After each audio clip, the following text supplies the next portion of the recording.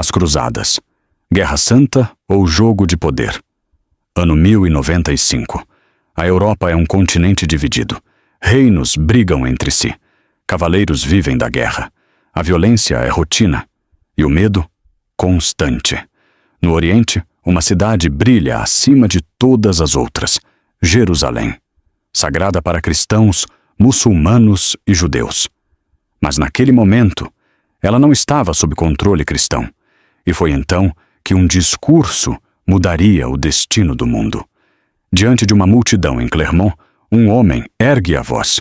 Seu nome era Papa Urbano II. Ele prometeu perdão dos pecados, prometeu salvação eterna, prometeu glória. E quando terminou, a multidão gritou: Deus assim o quer. Mas será que Deus realmente queria aquela guerra? Para entender as cruzadas, precisamos entender o mundo antes delas. A Europa era fragmentada. Pequenos reinos lutavam constantemente. A Igreja buscava unificar os cristãos sob sua autoridade. Enquanto isso, no Oriente, o Império Bizantino enfrentava uma ameaça crescente.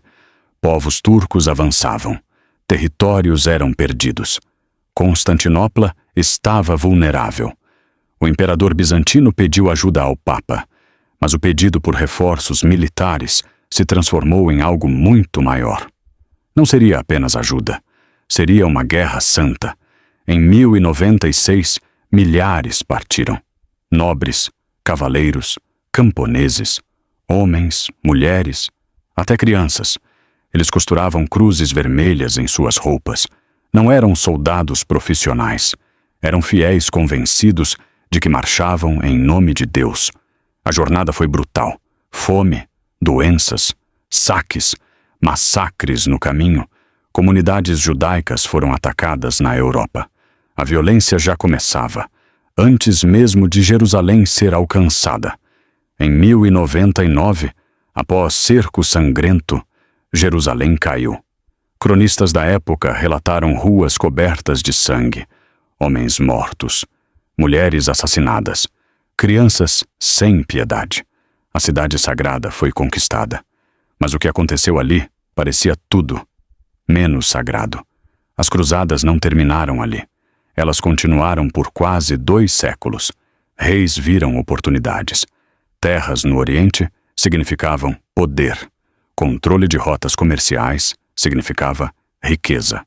Surge então um dos personagens mais famosos das cruzadas, Ricardo Coração de Leão.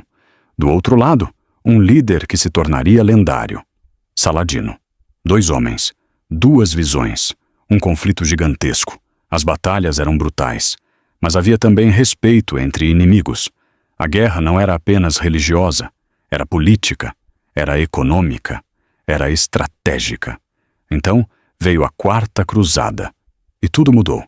Em vez de marchar para Jerusalém, os cruzados atacaram uma cidade cristã, Constantinopla. Em 1204, a cidade foi saqueada. Igrejas foram destruídas, relíquias roubadas. O Império Bizantino enfraquecido. Evento histórico. Saque de Constantinopla, cristãos matando cristãos.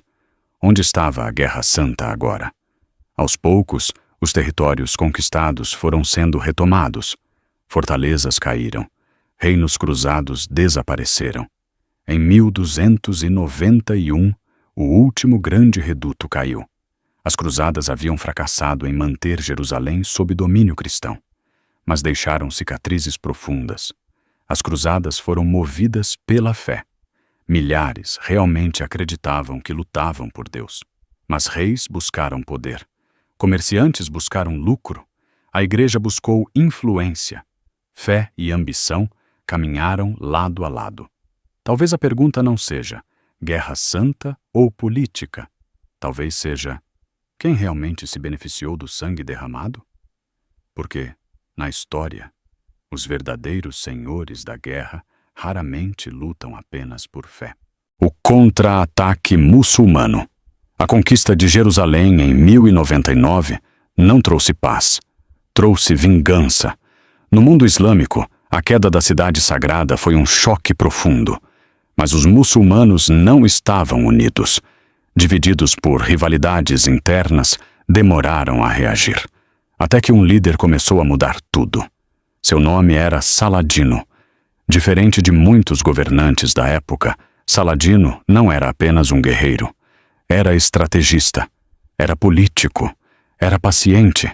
Ele unificou territórios, consolidou alianças, fortaleceu exércitos e então esperou o momento certo para atacar. A batalha que mudou o jogo ano 1187. Calor escaldante, exércitos exaustos. O confronto decisivo aconteceu nos campos de Hattin. Os cruzados cometeram um erro fatal. Marcharam sem água, sob o sol implacável. Saladino cercou o exército inimigo. O resultado foi devastador. A elite militar cruzada foi praticamente destruída. Pouco depois, Jerusalém caiu novamente, mas dessa vez não houve massacre em larga escala. Saladino permitiu resgates, permitiu negociações. A história começava a mostrar dois lados muito diferentes da mesma guerra. O rei que desafiou Saladino. A notícia da queda de Jerusalém abalou a Europa. Reis poderosos atenderam ao chamado. Entre eles, um dos nomes mais lendários da Idade Média, Ricardo Coração de Leão. Ricardo era tudo o que se esperava de um rei guerreiro. Corajoso, impulsivo, brilhante no campo de batalha. Ele enfrentou Saladino em confrontos épicos. Nenhum dos dois conseguiu destruir o outro completamente. No fim, firmaram uma trégua. Jerusalém permaneceria sob controle muçulmano, mas peregrinos cristãos poderiam visitá-la. Uma solução política para uma guerra supostamente santa. As cruzadas se transformam. Com o passar dos anos, as cruzadas começaram a mudar de forma. Não eram mais apenas expedições religiosas, tornaram-se ferramentas políticas. Cruzadas foram convocadas contra hereges na própria Europa, contra grupos considerados ameaças internas. O conceito de guerra santa expandiu-se.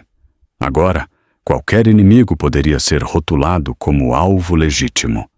O saque que abalou a cristandade.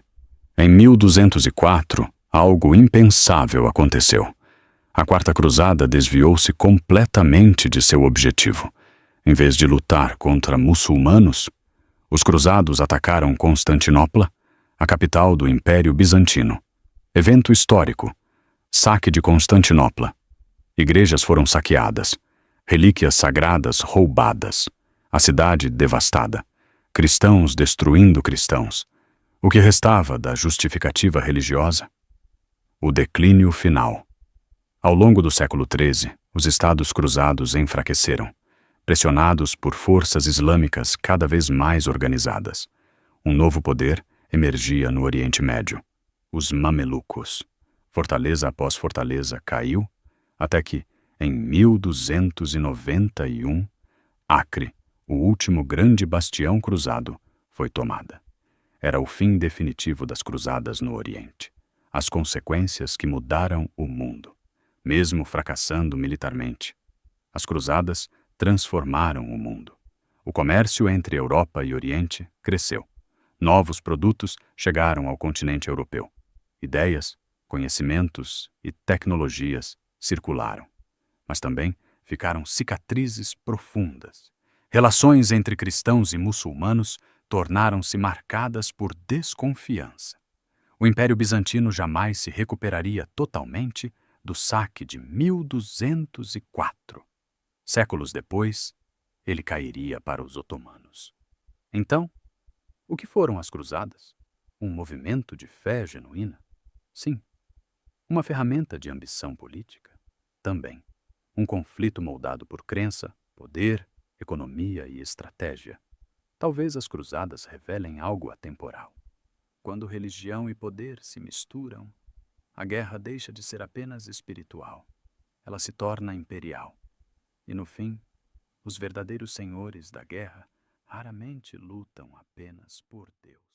As Cruzadas das Crianças. No ano de 1212, algo inacreditável aconteceu. Não foram reis, não foram cavaleiros experientes, foram crianças. Milhares de jovens na França e na Alemanha acreditaram que Deus lhes daria o poder de recuperar Jerusalém sem armas. Diziam que o mar se abriria diante deles, que sua pureza faria o impossível acontecer. Mas o mar não se abriu. Muitos morreram de fome. Outros foram vendidos como escravos. A fé havia sido transformada em tragédia. A pergunta se tornava cada vez mais inevitável. Quem estava guiando essas massas? E com quais intenções? As cruzadas dentro da Europa. As cruzadas não ficaram restritas ao Oriente. Logo, a própria Europa se tornou campo de batalha. A Igreja declarou cruzada contra grupos considerados hereges, entre eles, os cátaros no sul da França. Cidades inteiras foram massacradas. Quando perguntaram como distinguir hereges de fiéis, a resposta atribuída a um líder cruzado foi brutal: matem todos. Deus reconhecerá os seus. A Guerra Santa agora era instrumento de controle interno. Não era mais apenas sobre Jerusalém, era sobre autoridade. O nascimento das ordens militares em meio ao caos, surgiram organizações que se tornariam lendárias. Cavaleiros que eram monges. Monges que eram guerreiros. Uma das mais famosas foi a Ordem dos Templários, oficialmente chamada de Ordem dos Templários. Eles protegiam peregrinos, guardavam fortalezas, administravam riquezas. Com o tempo, tornaram-se poderosos demais. Possuíam terras, influência política, um sistema financeiro avançado para a época, até que reis começaram a vê-los como ameaça. A queda dos Templários. No início do século XIV, o rei da França estava endividado. Devia muito aos Templários. Então, tomou uma decisão radical. Em uma sexta-feira, 13 de outubro de 1307, membros da ordem foram presos em massa, acusados de heresia, idolatria, blasfêmia. Muitos foram torturados, confessaram sob dor. O último grão-mestre foi queimado vivo. A ordem foi dissolvida. Uma organização criada para defender a fé, destruída por política e dinheiro. O impacto econômico. Apesar da violência, as cruzadas abriram rotas comerciais, especiarias, seda, conhecimento científico. Cidades italianas enriqueceram. Veneza e Gênova cresceram como potências comerciais. O contato com o Oriente trouxe avanços em matemática, medicina e navegação. Ironia da história. Uma guerra religiosa acelerou o desenvolvimento econômico europeu. O legado psicológico. Mas nem tudo pode ser medido em ouro. As cruzadas deixaram memórias profundas, desconfiança, ressentimento, narrativas de martírio. Durante séculos, a palavra cruzada carregou peso simbólico. Tornou-se sinônimo de missão absoluta, de luta moral, de guerra justificada. Um conceito que ultrapassou a Idade Média. Quem foram os verdadeiros senhores da guerra? Reis expandiram territórios. A Igreja fortaleceu sua influência. Comerciantes enriqueceram. Ordens militares acumularam. Mas o povo sangrou. Talvez os verdadeiros senhores da guerra não estivessem no campo de batalha. Talvez estivessem nas salas de decisão, nos púlpitos, nos tronos, nos acordos silenciosos. As cruzadas começaram com um discurso, uma promessa de salvação, mas evoluíram para um jogo complexo de fé, ambição e poder. Não foram apenas guerras entre religiões, foram disputas por influência global. E no fim, mostram algo que atravessa os séculos. Quando líderes convocam guerras em nome de algo maior, é preciso perguntar quem realmente se beneficia. Porque a história dos impérios é também a história dos interesses ocultos. E os verdadeiros senhores da guerra raramente aparecem na linha de frente.